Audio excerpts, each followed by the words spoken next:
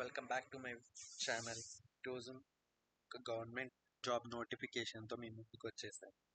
ఈరోజు వచ్చిన నోటిఫికేషన్ వచ్చేటప్పటికి assistant section officer, assistant grade limited, departmental competitive exams 2025. So ఇది వచ్చేటప్పటికి government of India, ministry of personal public grievances and pensions, department of personnel and training, staff selection commission నుండి వచ్చిన notification. So దీనికి ఒకే ఒక exam రాయాల్సి ఉంటుంది. So important dates వచ్చేటప్పటికి 25th June already application start అయిపోయాయి. సో లాస్ట్ డేట్ వచ్చేటప్పటికి 16th July 2026. So త్వరగా అప్లై చేసుకోవడానికి ట్రై చేయండి. సో ఒక కంప్యూటర్ బేస్డ్ టెస్ట్ మాత్రమే ఉంటుంది, అది కూడా August 2026లో ఉంటుందని చెప్తున్నారు. సో ఇక్కడ వీళ్ళు ఫిల్ చేస్తున్న వేకెన్సీస్ వచ్చేటప్పటికి central secretariat service, department of personnel and training. So అదొకటి. Next ministry of external affairs.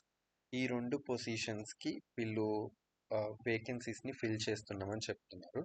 Basic pay వచ్చేటప్పటికి 44,900 నుండి 1,42,000 సంథింగ్ వరకు వేరీ అవుతూ ఉంటుంది.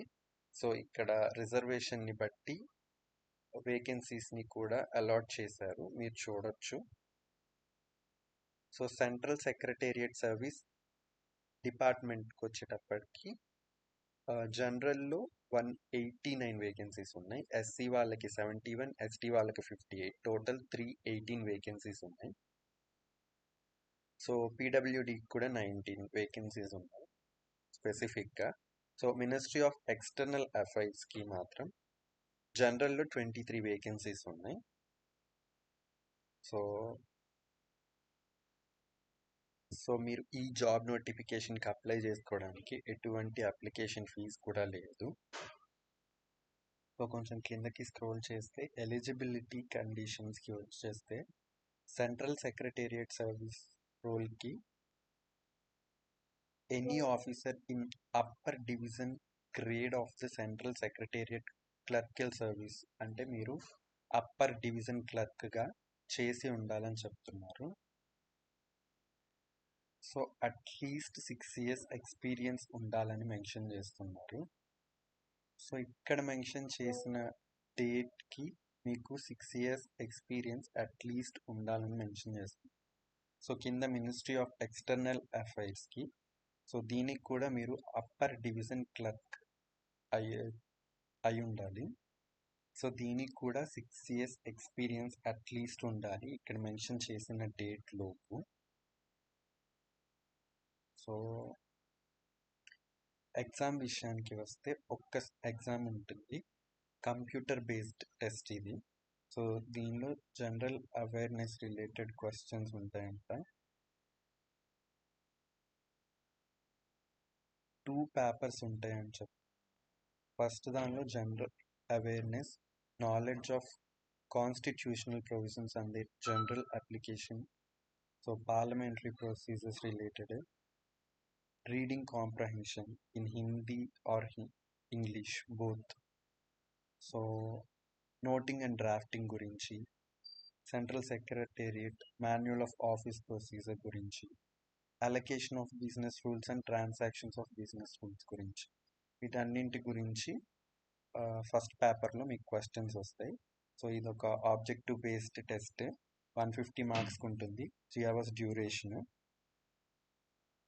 సో సెకండ్ పేపర్లో ఇక్కడ ఇచ్చారు చూడండి ఏమేం సబ్జెక్ట్స్ ఉంటాయో. Service rules such as leave rules, conduct and CCA rules, pension, NPS rules et cetera, దాని రిలేటెడ్ ఉంటాయంట.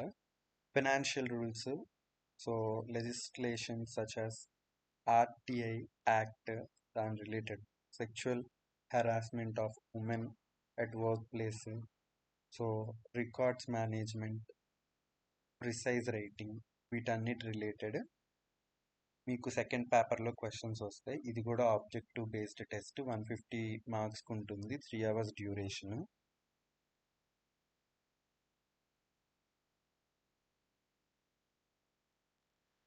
సో అప్లికేషన్ ప్రొసీజర్కి వచ్చేటప్పటికి మీరు ఎస్ఎస్సి పోర్టల్లో ఫస్ట్ రిజిస్టర్ అవ్వాల్సి ఉంటుంది. తర్వాత లాగిన్ అవ్వండి.